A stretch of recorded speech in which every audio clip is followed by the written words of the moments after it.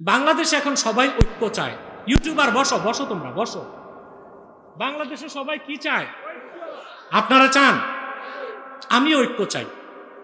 আমার এটা বড় স্বপ্ন, যে জন্য আমি কাজ করি। আমি চাই খেলাফার ভিত্তিতে বাংলাদেশে ইসলামী রাষ্ট্র হবে। তবে এর আগে সংসদ খালি রাখা যাবে না। ইসলামের পক্ষে কথা বলার জন্য যত বেশি সম্ভব লোক আমরা চাই সংসদে যাক, ঠিক না?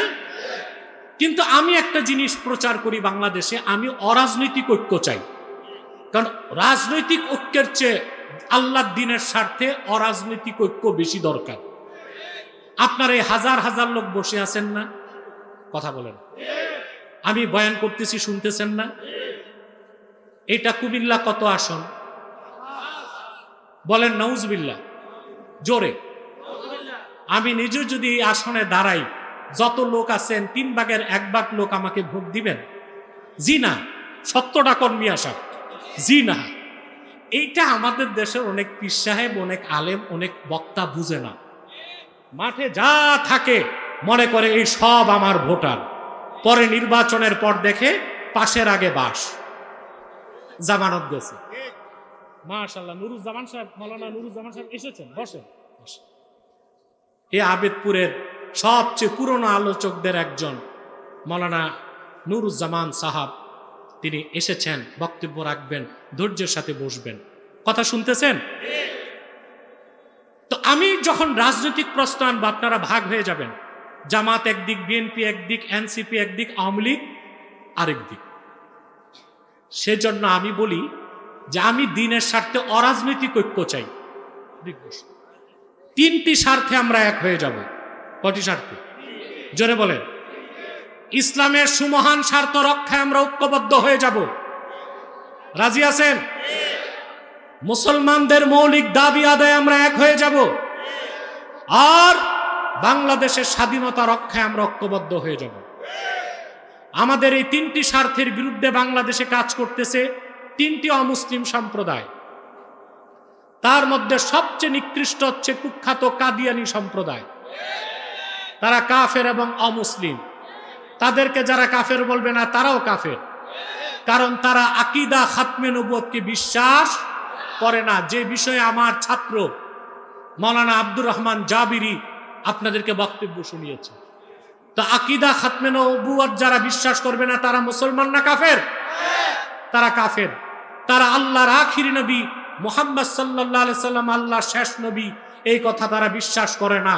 বলেন নাউজুবিল্লাহ। সেজন্য তারা কি? চিল্লায় বলেন, তারা কি? তাদেরকে যারা কাফের বলবে না, তারা কি? মানুষকে ধোঁকা দিতে তারা মুসলমানদের মতো দাড়ি রাখে, টুপি লাগায়, তাই বলে তারা মুসলমান হবে? বলেন, নাম রাখলে মুসলমান হবে?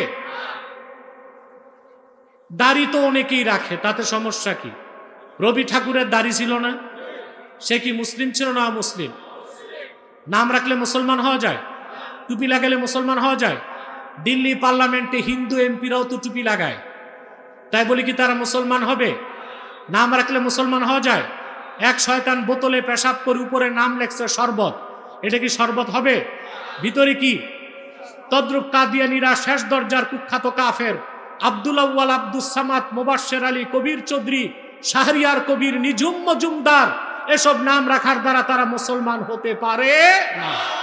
আমার ভাইরা, আমার বন্ধুরা, আমার আল্লাহ ও নূর নবীজি আমার মুহাম্মদ মুস্তাফা সাল্লাল্লাহু আলাইহি ওয়াসাল্লামের ইসলাম ও কোরআনের হাজার হাজার হাজার বছর পরে বর্তমান ভারতের কুখ্যাত পাঞ্জাবের কুখ্যাত গুরুদাসপুরের কুখ্যাত কাদিয়ানে ইংরেজ আমলে এক শয়তান নিজেকে নবী দাবি করছে।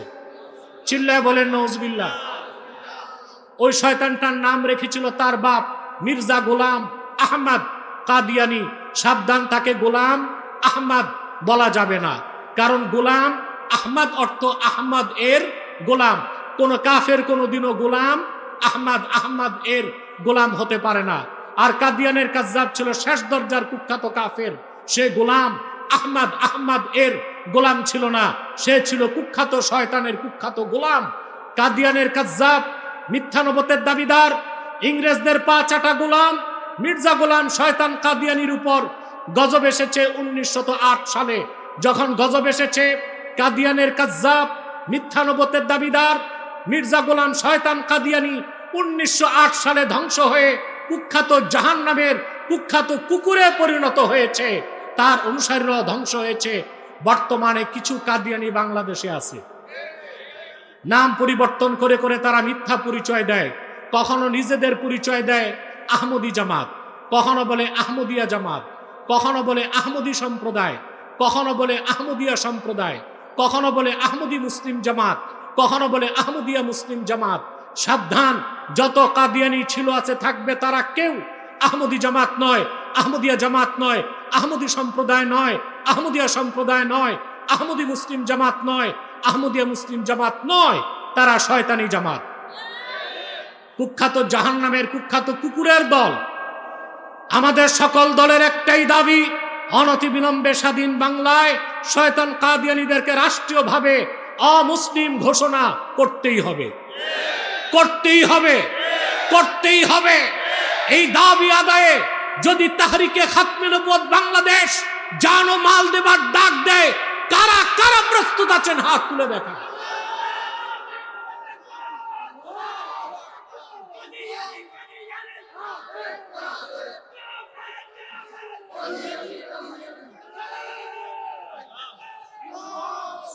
প্রিয় ভাইরা, তাদেরকে অর্থনৈতিক সহযোগিতা করবেন না? করেন, জি করেন।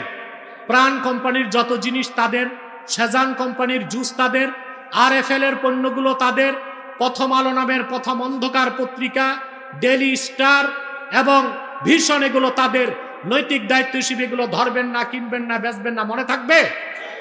আরেকটি অমুসলিম সম্প্রদায় আমাদের যুবকদের হানা দিছে, এটার নাম হিজবুত তাওহীদ। এটা হিজবুত তাওহীদ না, হিজবুত শয়তান।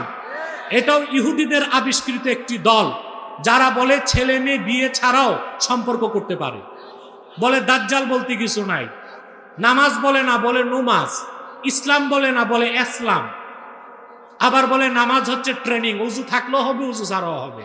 নাউজুবিল্লাহ বলবেন না? আর একটি অমুসলিম সম্প্রদায় আপনাদের স্বাধীনতায় হাত দিতে চায়, এটা হচ্ছে খ্রিস্টান মিশনারি, তাদের ঈসাই জামাত। এই পর্যন্ত তারা 2.5 লক্ষ পরিবারকে খ্রিস্টান বানিয়েছে। তাদের উদ্দেশ্য হচ্ছে বাংলাদেশের একটা ভূখণ্ড আলাদা করে তারা খ্রিস্টান রাষ্ট্র বানাবে। তা হতে দিবেন?